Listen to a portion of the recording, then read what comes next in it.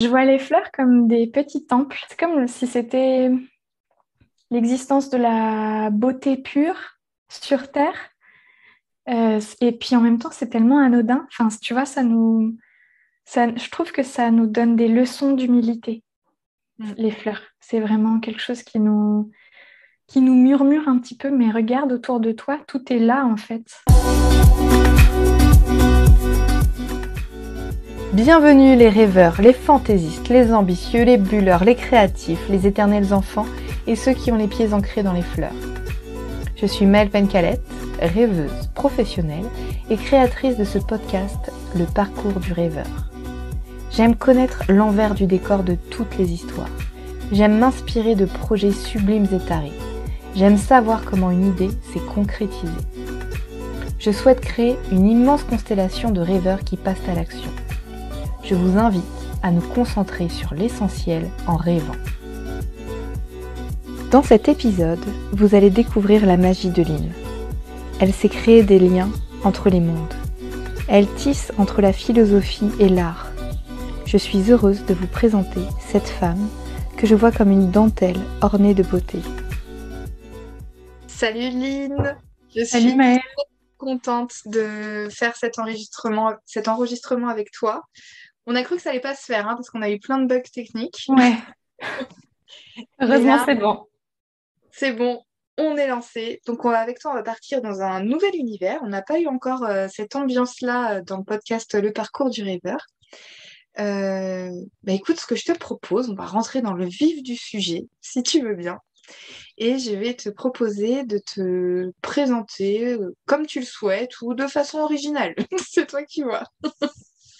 Alors, je crois que je vais d'abord me cantonner à essayer de me présenter de manière simple et fluide. Après, pour l'originalité, on verra. D'abord, je suis hyper contente que tu m'aies proposé cet échange podcast. C'est la première fois que je le fais, donc j'ai un peu le trac. Donc, pour ma présentation, je m'appelle Lynn Pauvert. Je suis une grande rêveuse depuis toute petite. J'ai un imaginaire qui est, je ne sais pas s'il est surdéveloppé, mais extrêmement vivant et peuplé, je dirais. Et ça me sert beaucoup aujourd'hui parce que dans mon métier, donc je fais du dessin et du design graphique. Et je suis assez connectée à toute forme d'art, que ce soit les arts visuels, mais aussi la danse, la musique, des choses comme ça. Donc mon imaginaire est très, très présent, très fertile pour ce métier-là. Super, oui. Donc là, on a vraiment, de ce que tu nous décris là dans ta présentation, on sent que la créativité, l'imaginaire, ça fait partie de ton quotidien. Oui, ça fait partie de mon quotidien, mais même ouais, depuis que je suis petite, ça fait partie vraiment de mon rapport au réel, je dirais. Très bien. Mm. Bien, aujourd'hui, on se concentrera sur justement ton métier d'être dessinatrice et comment tu as dit? Ouais. Euh, Designer graphique. Designer C'est graphique. un peu comme graphiste, sauf que c'est vraiment l'idée de créer les images, d'inventer les visuels. Ok. Voilà, Bien, donc c'est de la création.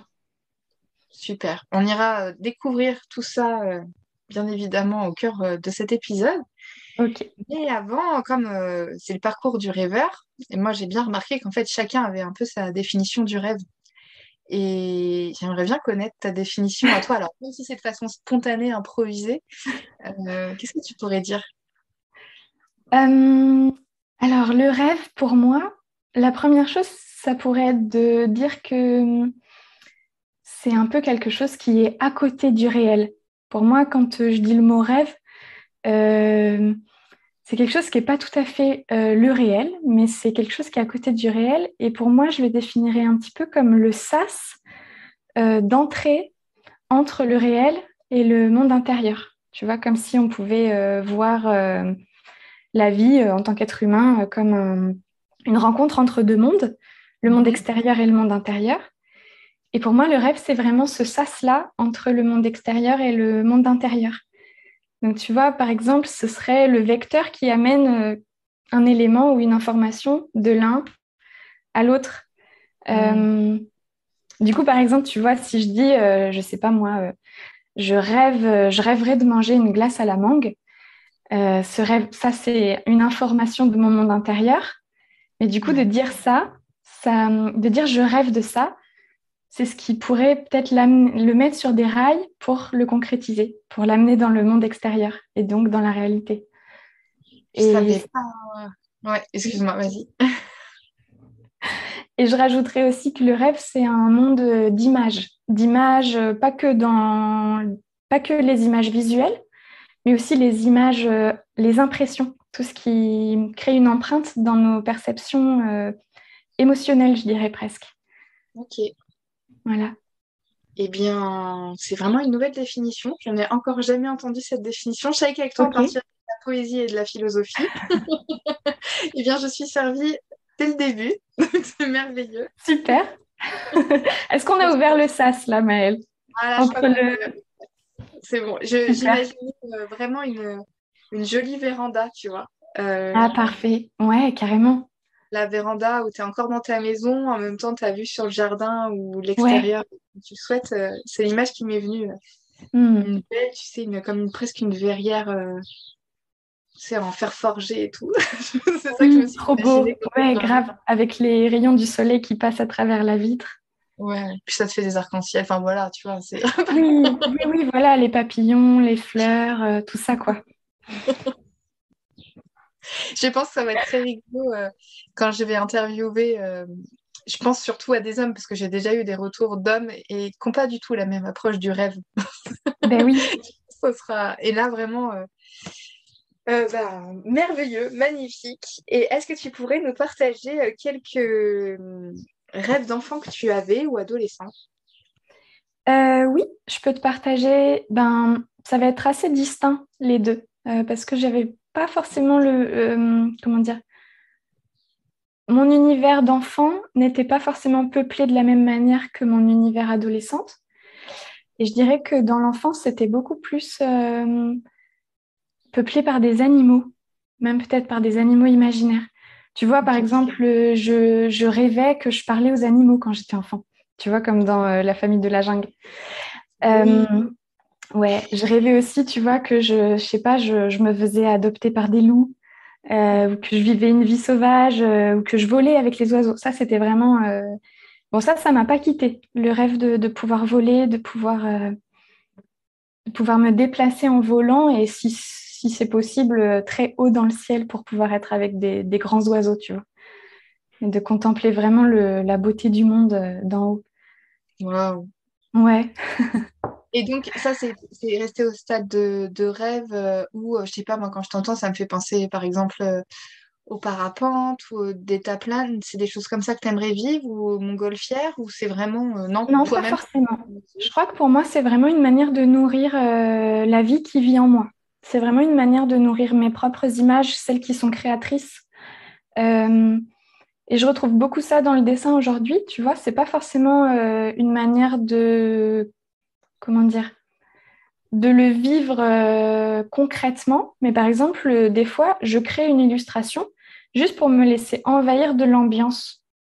Et en fait, le fait que ça me crée des émotions, ça me crée une impression et c'est vraiment cette sensation-là d'être dans le monde que je suis en train de dessiner. C'est un peu comme si ça me suffisait parce que ça alimente un peu le feu qui crée en moi. Okay. Donc, je ne vais pas forcément aller faire du deltaplane ou quoi que ce soit. C'est vraiment quelque chose qui est très vivant en moi et qui suffit. Ouais, voilà, je dirais ça. D'accord. Ça me fait beaucoup penser à ma fille, notamment quand elle avait 2 ans et demi, tu vois, quand elle ouvrait un livre, si elle aimait beaucoup, par exemple, si elle aimait beaucoup le tracteur, et ben elle faisait comme si elle ouvrait la porte du tracteur et qu'elle rentrait dans le livre, quoi.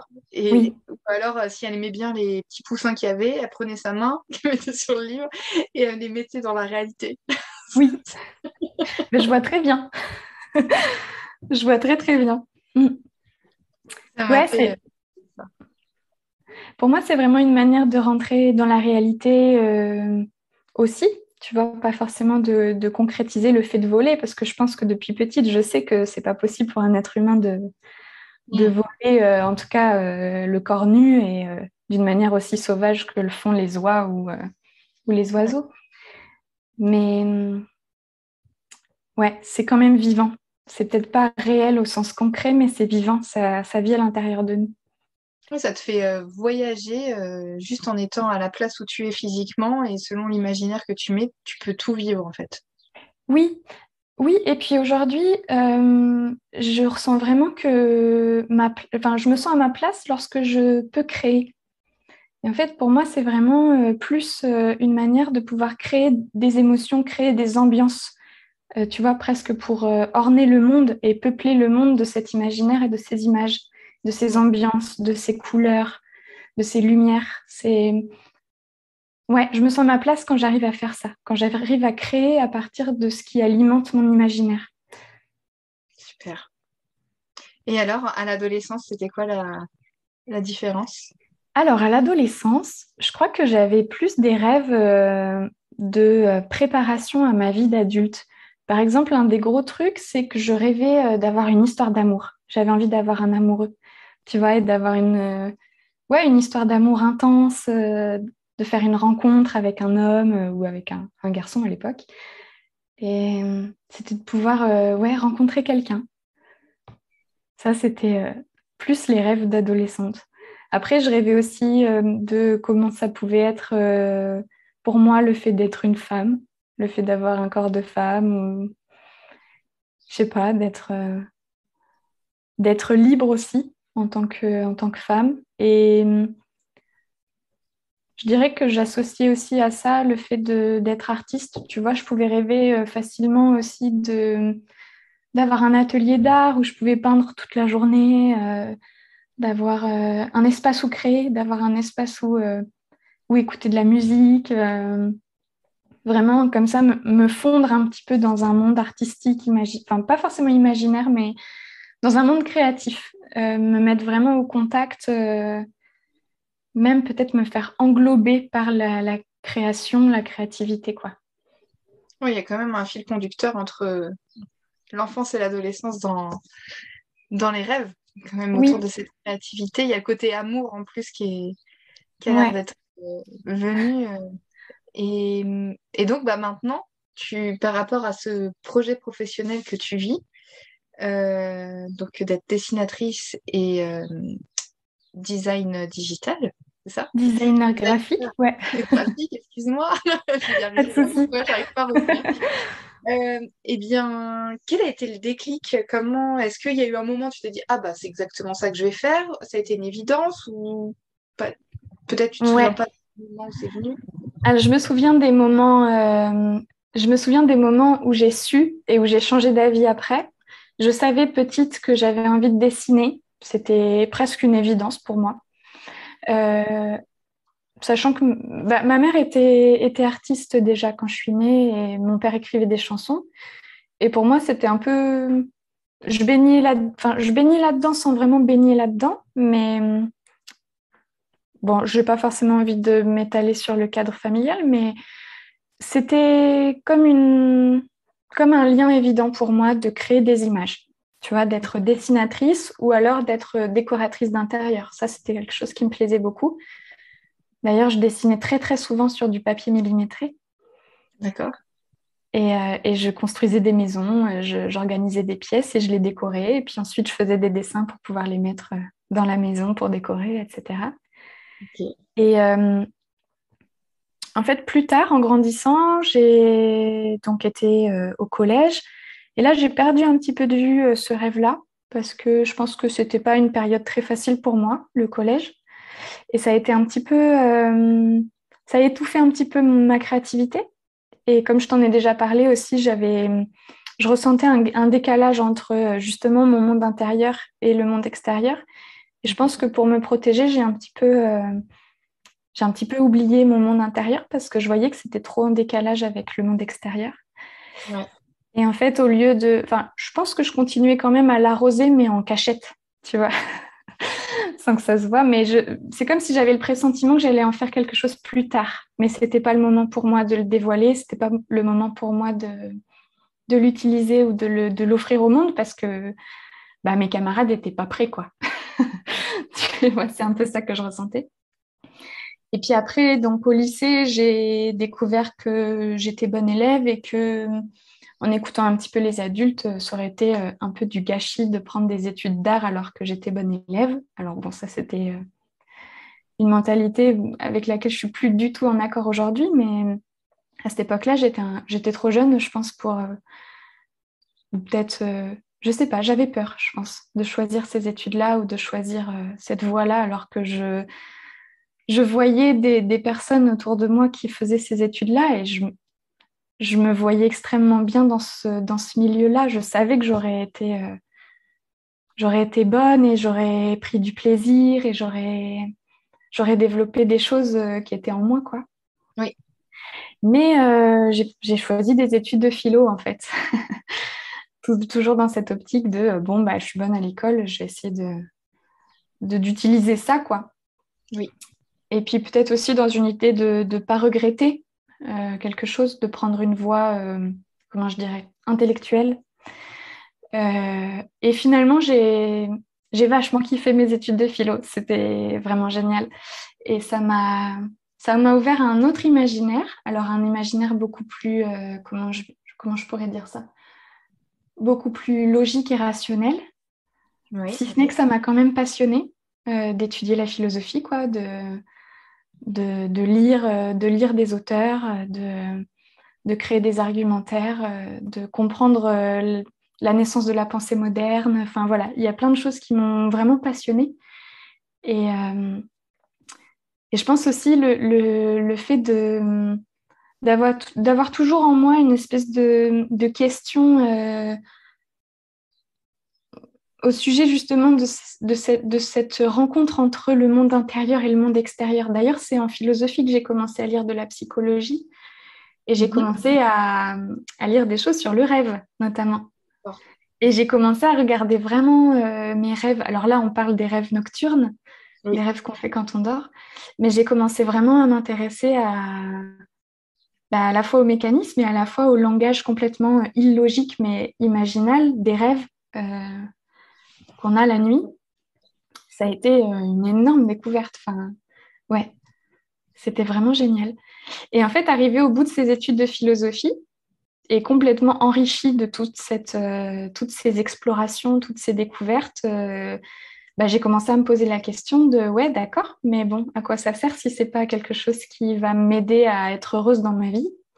Donc là, j'ai commencé à reprendre un petit peu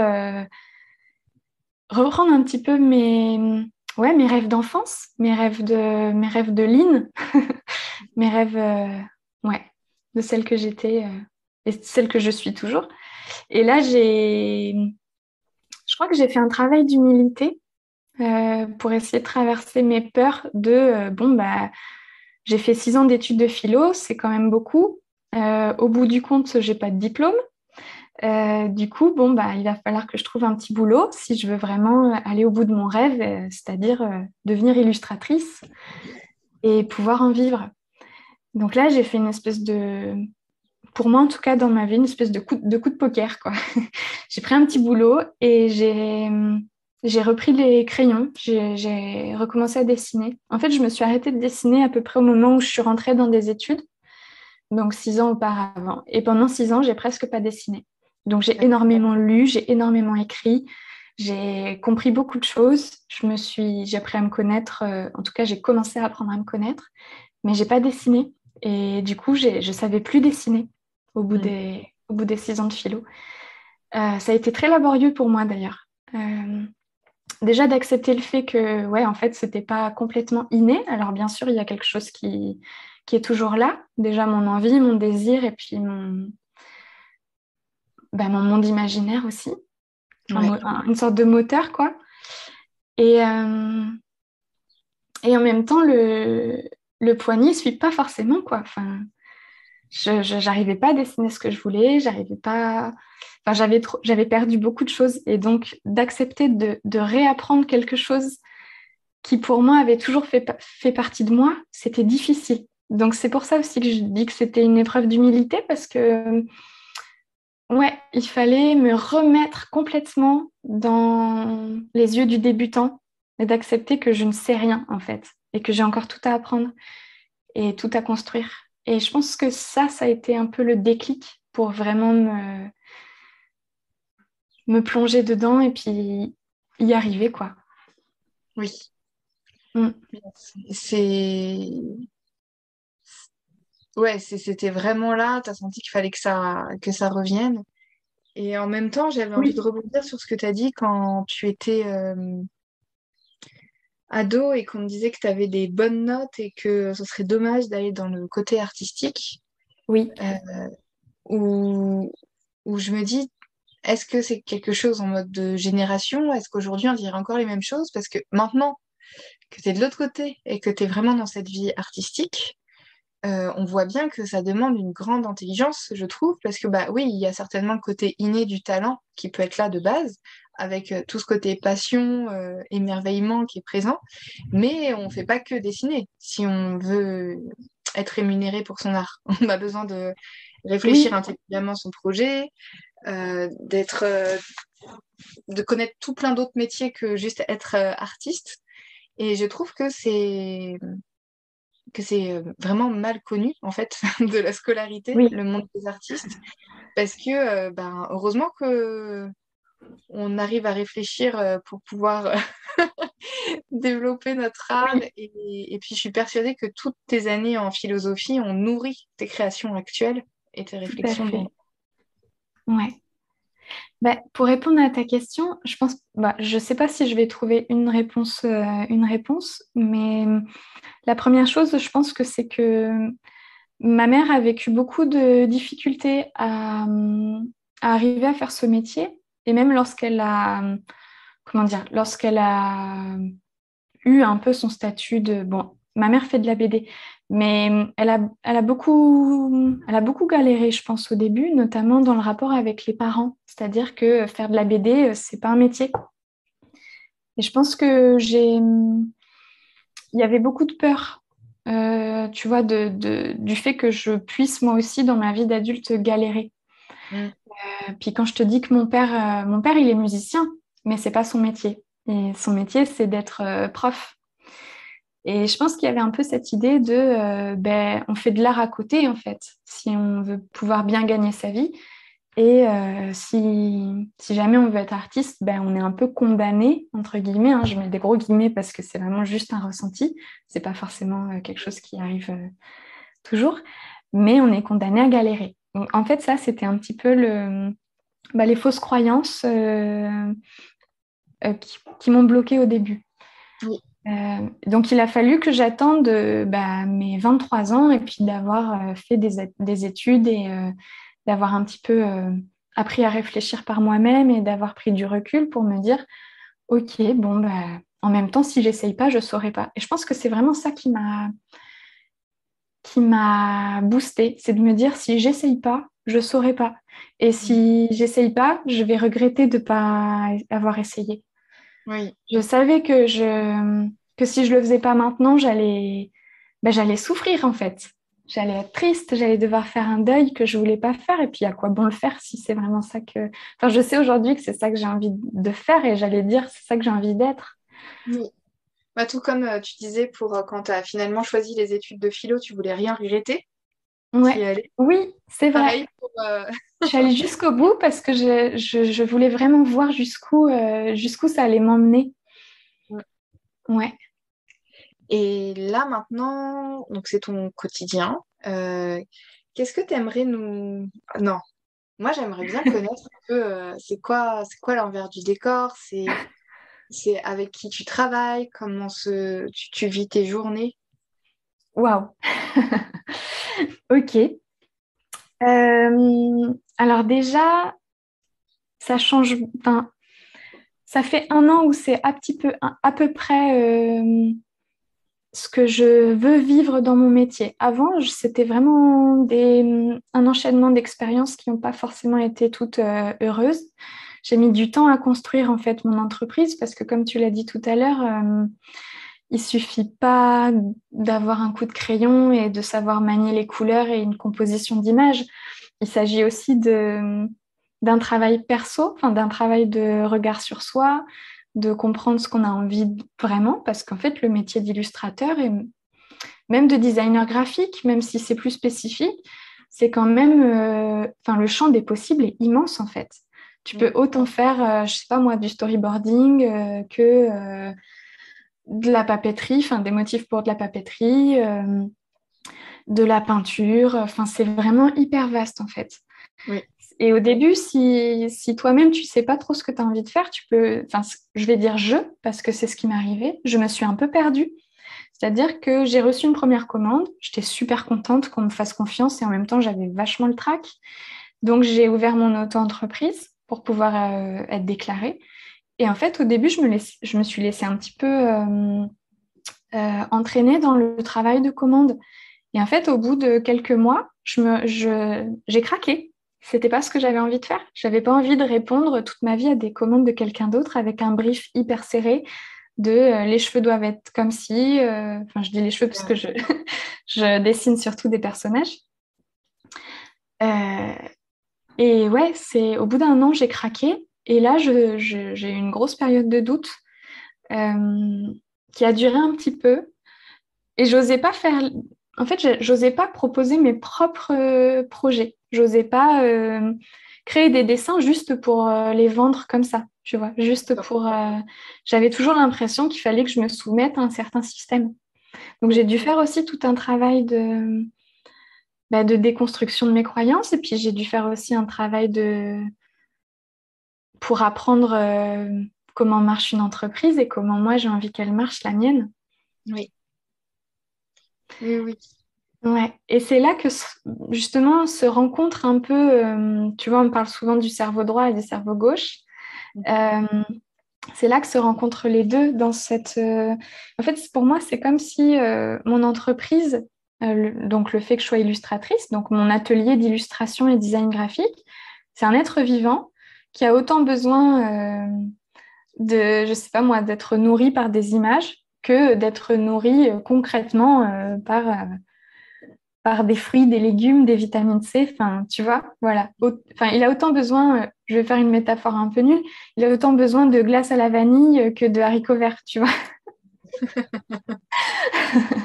Dans le sens où aujourd'hui, j'ai vraiment appris à avoir un équilibre dans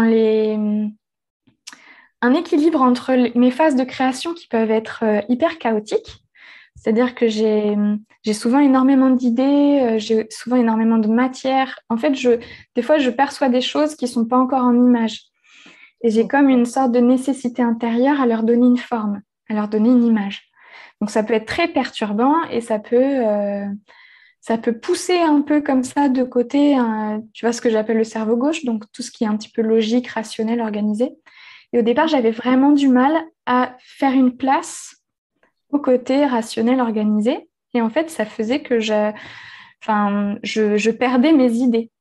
En fait, c'est vraiment l'idée que j'ai besoin des deux.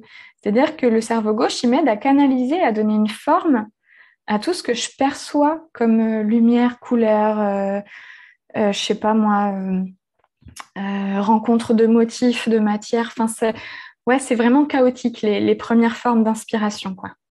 D'accord. En fait, au début, je perçois une inspiration et je ne sais même pas ce que je perçois, dans tout ce que je perçois, quelle est l'inspiration. Tu vois, tellement ça peut être noyé dans tout un tas de perceptions. Et peut-être que du coup, ce côté plus rationnel peut t'amener plus de discernement à ce que tu vas Oui, choisir, trier, garder. c'est ça, exactement. Et donc maintenant, j'ai souvent des carnets où je note mes idées, où je fais des croquis. Je sais que c'est pas ça qui va finir, mais en fait, le fait de déposer au moins juste l'idée, ça fait que lorsque je serai capable physiquement de le créer, je m'en souviendrai. Enfin, ce sera encore là, quoi. Ouais. Tu as trouvé ton propre processus créatif, ta propre Oui, méthodologie pour ce moment que tu disais un peu exactement. chaotique, qui Ouais. devienne un J'ai peu... pas trop répondu à ta question. Du coup, tu me demandais comment s'organiser mes journées, avec qui je travaillais. Ah oui, alors attends, je vais peut-être... on va garder ça, mais là, de Ouais, ce que tu veux nous dire, tu nous as dit, c'était aussi très passionnant d'entendre aussi le début, comment oui, ça s'est passé, et en même temps, de ce que tu nous as dévoilé juste avant, on a bien compris qu'il pouvait y avoir cette peur financière qui pouvait être là avec oui, ce métier. Du coup, c'est tout à fait entendable que tu acceptes tout. Au début, oui, déjà, c'est en mode, ah, incroyable, oui, c'est je vais ça. pouvoir dessiner et être payée pour ça. Exactement. Et Ouais. maintenant, c'est quoi, si tu peux nous citer les projets où tu t'éclates le plus ou tes derniers projets? Peut-être que tu en as eu des gros projets là dernièrement. Ouais. tout à à fait. finaliser, si tu peux nous en Bah, partager. ouais, j'en ai eu un énorme là qui est presque fini. C'est de réaliser un livre pour les enfants. Et ça, c'est un rêve. Enfin, en fait, j'ai encore du mal à me rendre compte comment il est passé du monde imaginaire, du monde intérieur au monde extérieur. J'ai encore du mal à... j'ai pas encore assez de recul parce que je viens juste de le terminer. Puis encore, j'ai quelques modifications à faire sur certaines pages. Mais donc ça, ouais, ça a été un énorme projet et je vais essayer d'en parler, même si ça va pas être super facile justement parce que c'est encore tout frais. En gros, il y a quelques mois, je dirais même 2 ans, ma mère me présente des textes de littérature jeunesse qu'elle a écrits. Sachant que jusqu'à présent, elle était juste auteure de BD, puis la BD, c'est très spécifique. Donc, c'est pas du tout le même métier que d'écrire des histoires pour la BD que pour la littérature jeunesse. Et je tombe amoureuse d'une de ces histoires.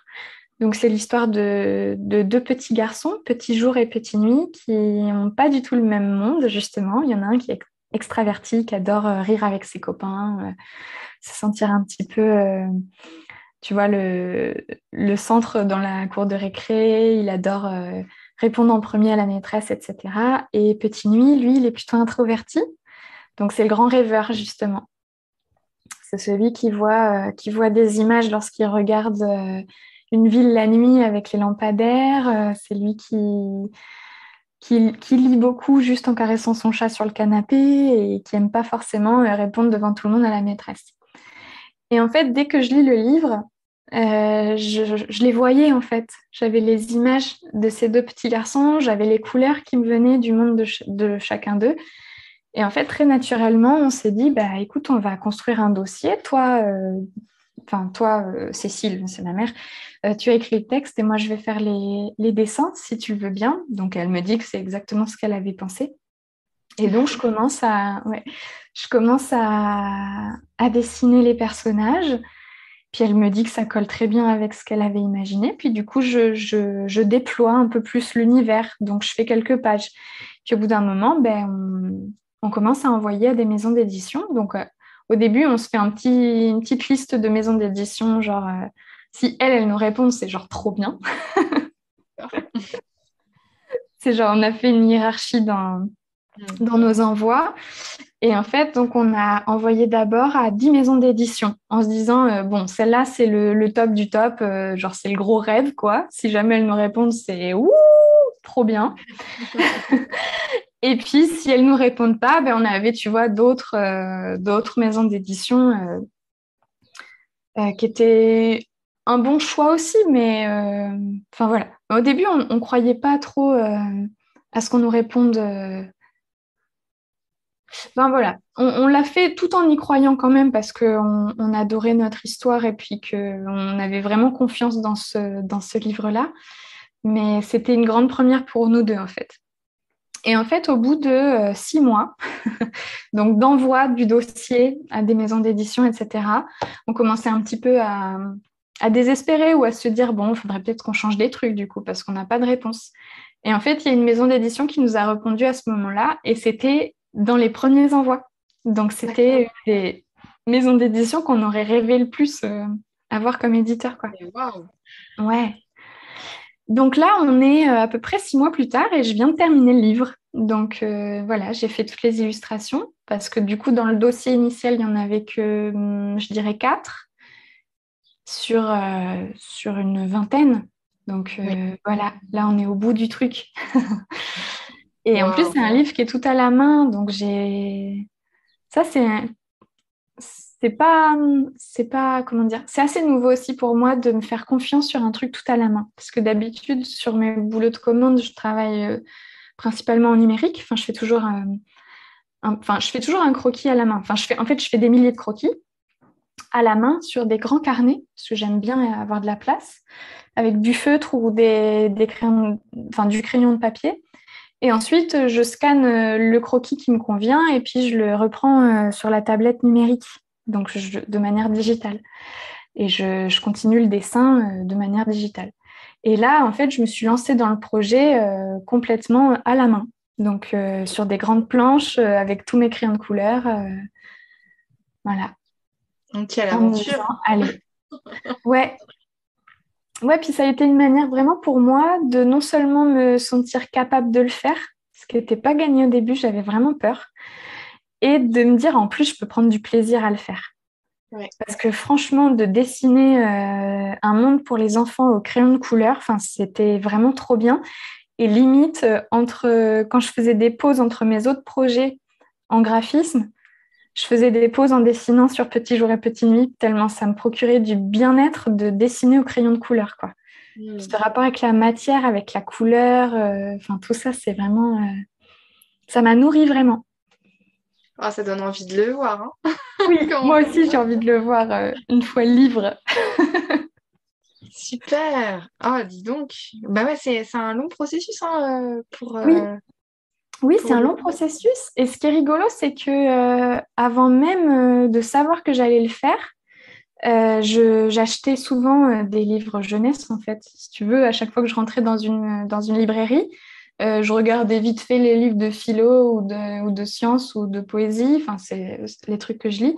Et puis ensuite, je passais 1 heure dans les rayons jeunesse à regarder les images, à regarder comment étaient construits les textes, etc.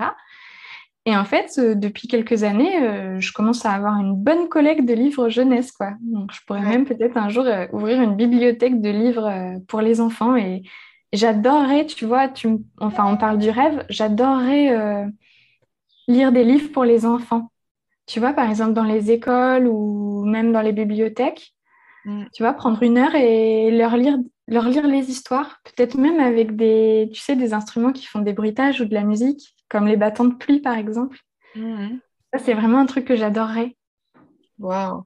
Mm. Bien, on sent vraiment comment avec ce média du livre ou en voulant lire directement dans ces espaces-là, tu rajoutes ces petits sas entre l'extérieur et Oui, l'intérieur. Où oui, ça impacte encore un peu dans les foyers, dans les familles. C'est génial, tu sèmes des graines, quoi. T'es une semeuse de ouais, rêve. oui. Ah, mais j'adore ça. Pour moi, c'est vraiment une manière de rendre la vie encore plus poétique, plus belle, plus vivante. Tu vois, je repense toujours à la phrase, je crois que c'est dans Femme qui court avec les loups. Il y a un moment, elle donne un exemple d'une femme qui va voir le médecin, enfin le guérisseur quoi, du village. Ça se passe dans une tribu d'Amérique du Nord, je crois.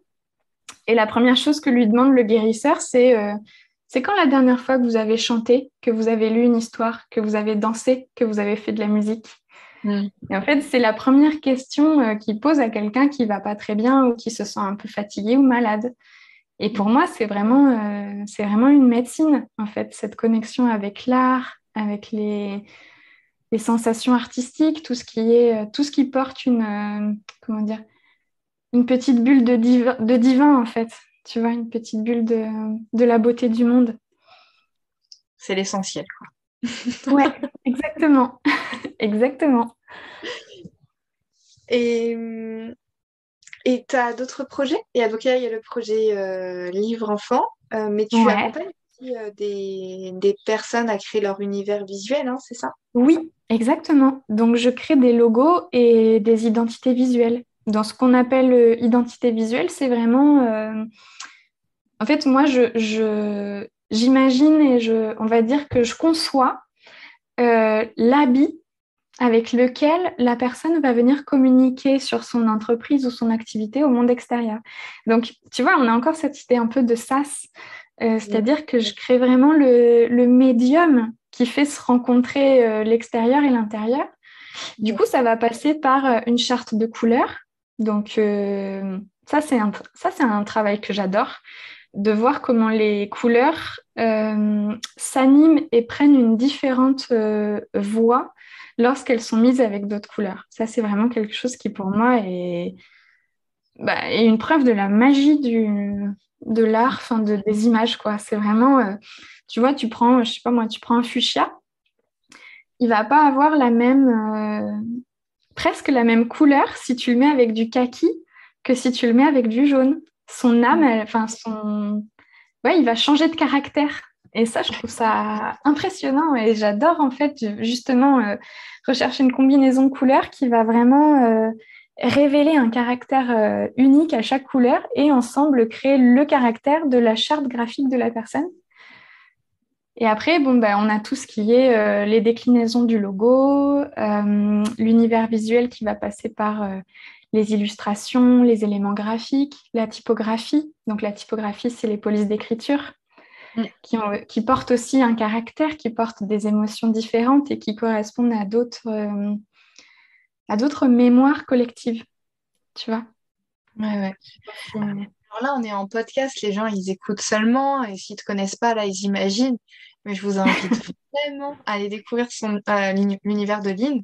Moi, je trouve que c'est une pépite, hein. Si vous voulez juste vous ouvrir les yeux, vous régaler, vous recharger dans votre énergie, allez voir l'univers de Lynn, c'est juste magique. Alors, moi, j'adore, hein. Je suis complètement fan de ce que tu fais et je suis très impressionnée comment, au premier coup d'œil, je peux reconnaître si c'est ton travail ou pas, quoi. Waouh, Et merci. ça, c'est fort, hein, pour arriver à cette identité artistique comme ça. Et en même temps, je te sens pas enfermée et figée dans quelque chose.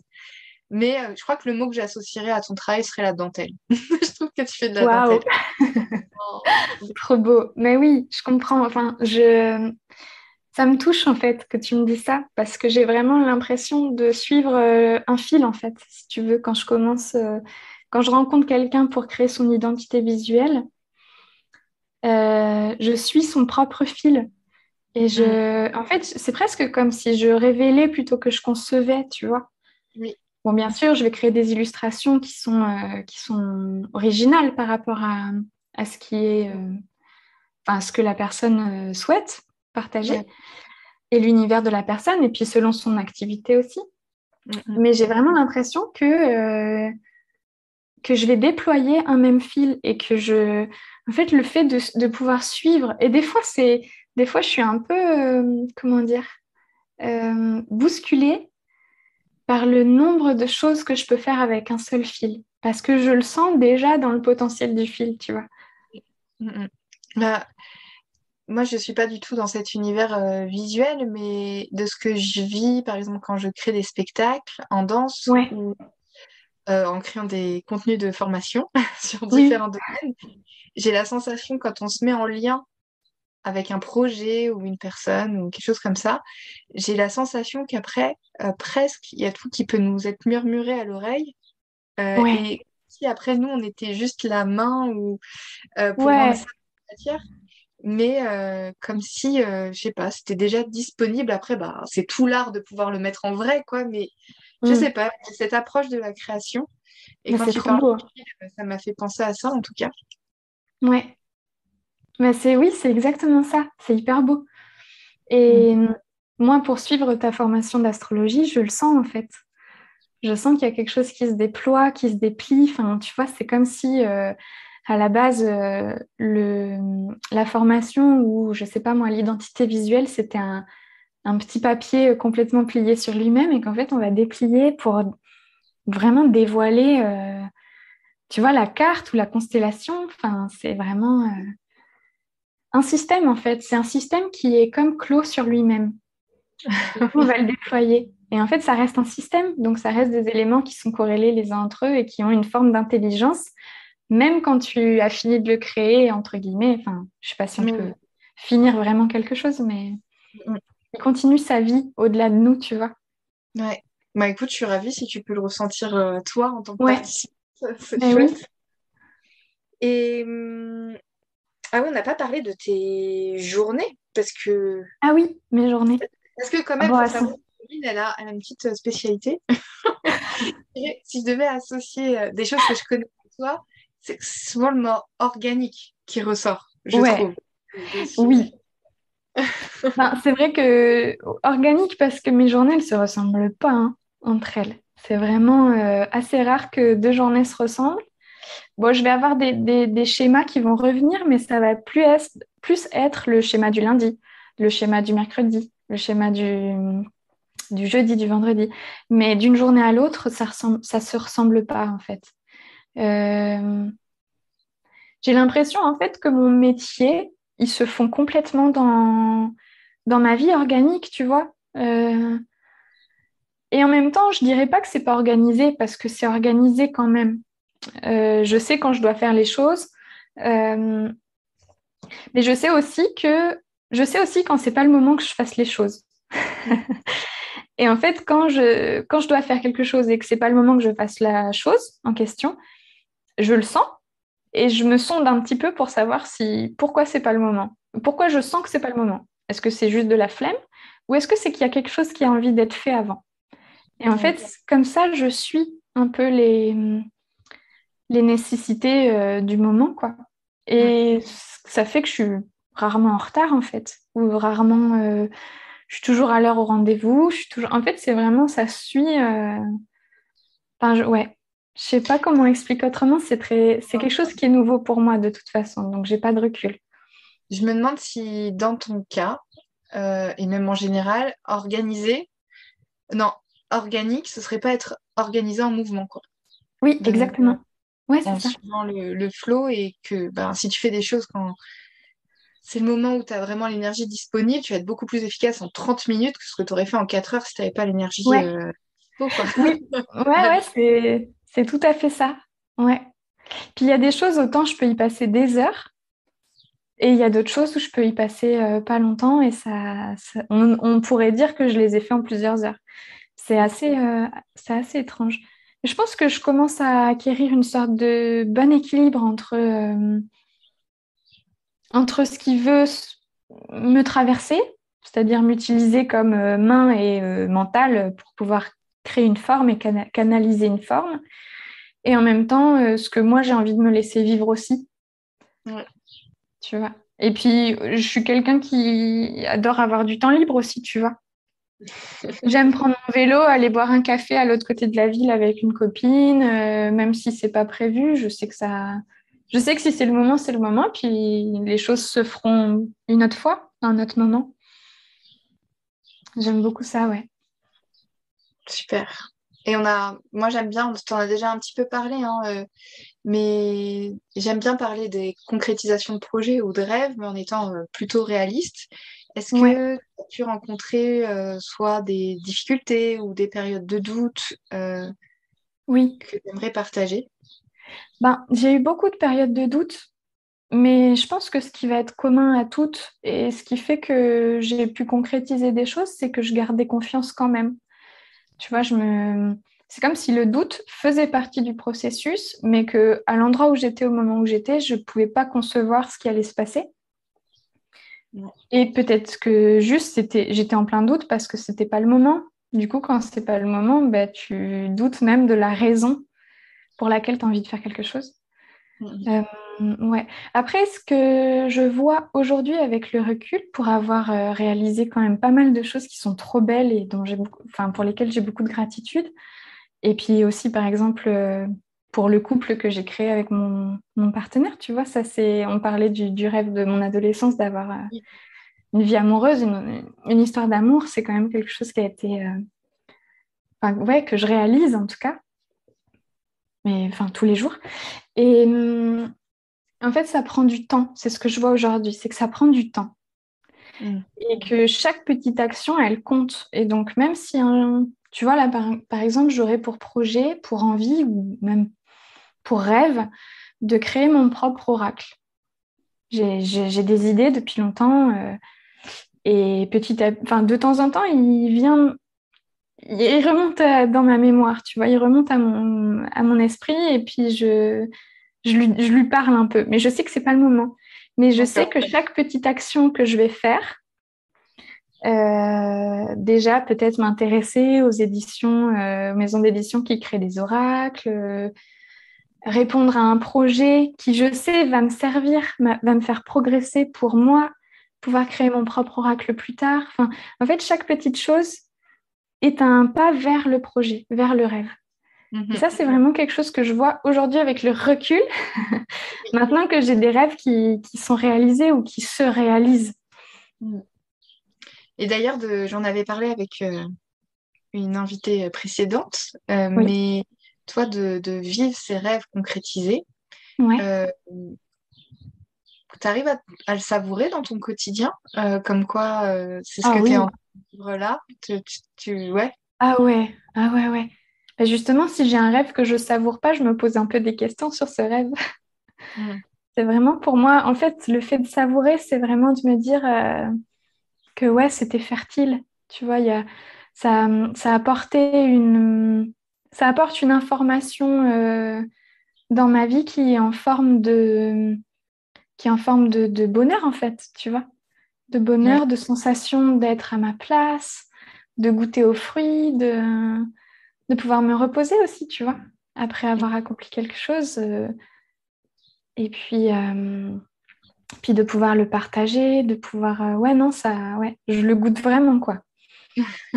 Et s'il y Et a tu ouais, pardon. non, je me demandais si tu te voyais continuer avec cette vie professionnelle et cet art sur des années et des années, ou tu crois que c'est juste pour un petit temps? Je sais qu'on ne connaît pas l'avenir, mais comment tu te ressens aujourd'hui par rapport à cet art-là?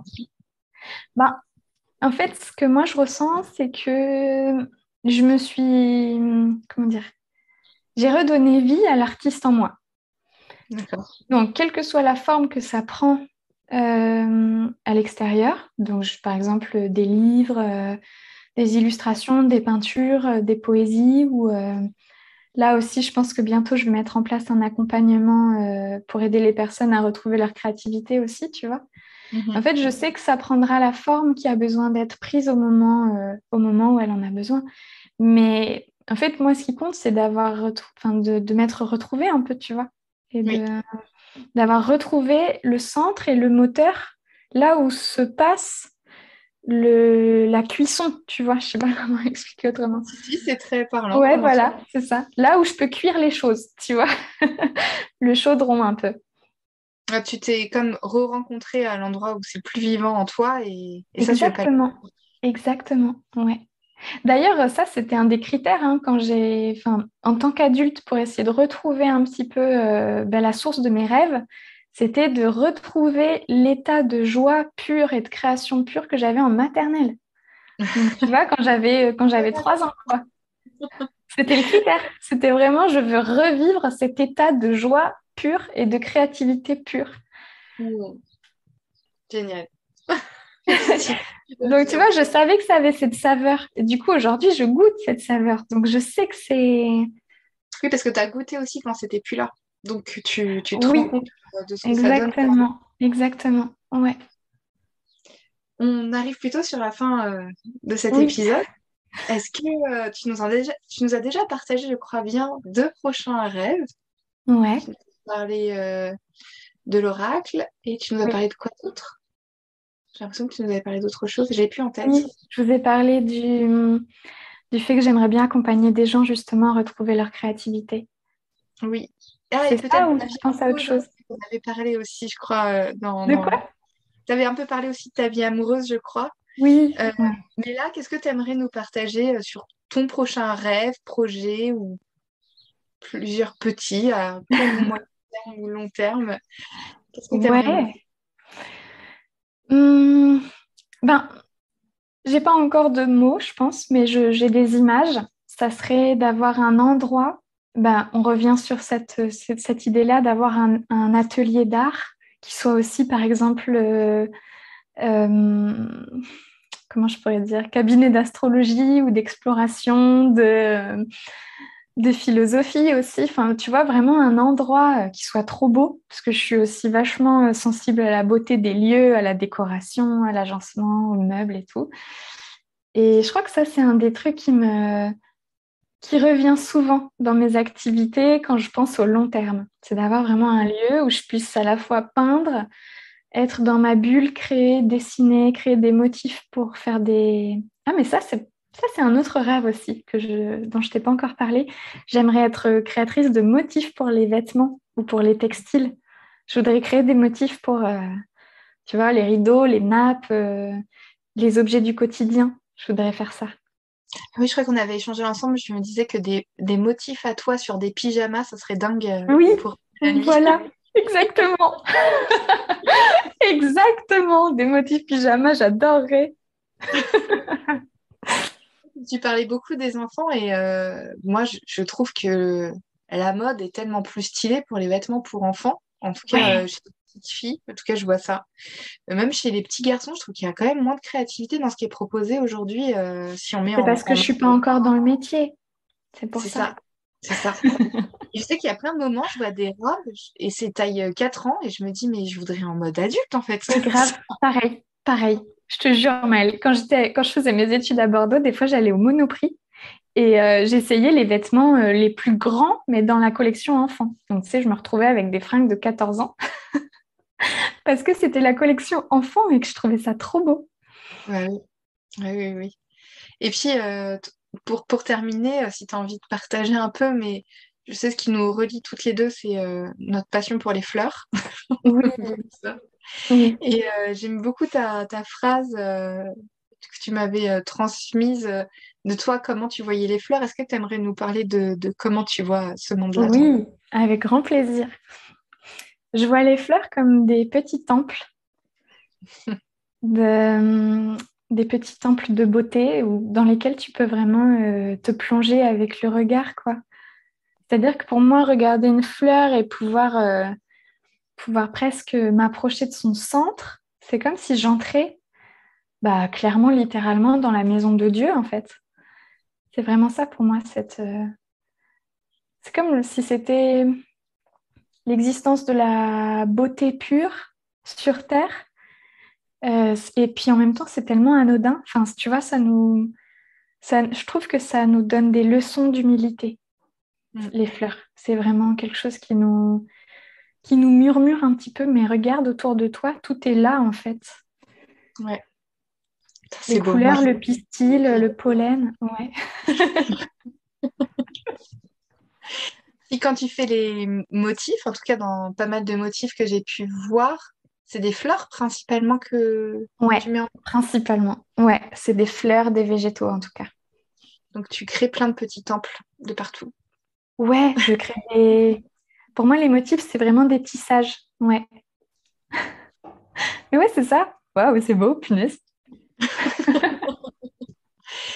Et est-ce que tu aimerais dire une dernière chose pour terminer? Euh, Oh là, non, je sais pas. Je sais plus. Peu importe, Qu'est-ce que je on est bien, pourrais hein? dire? Ouais, je crois qu'on est bien. Je crois qu'on a déjà bien parlé. Ouais. Bien, Mm. je te remercie pour cet échange précieux, Bah, Lynn. merci à toi. C'était trop bien. Moi, j'ai voyagé aussi bien dans la poésie que de... Je pense que je vais vraiment regarder ce quotidien autrement et puis vraiment encore plus réfléchir à ma garde-robe. Ouais, ouais. Bah oui, bah, voilà ce que je pourrais dire et j'ai failli le dire, mais en fait, tu l'as comme dit, c'est que vraiment, il y a déjà une connexion à la beauté dans le quotidien et en fait, des fois, on n'y fait pas assez attention. Mais c'est vraiment genre les objets, les matières, les motifs de tes vêtements, de nos vêtements, c'est des petits temples aussi, hein. Ah, je pense que c'est le mot de la fin. Merci beaucoup, Lynn. Merci Maëlle, avec plaisir. À bientôt. À bientôt. Je remercie Lynn pour son partage. Cet échange m'a propulsée à concrétiser la création de mon atelier d'artiste. Je pourrais écouter Lynn des heures sur sa sensibilité et son regard sur le monde. J'ai envie de vous poser une question. Que représentent les fleurs pour vous ?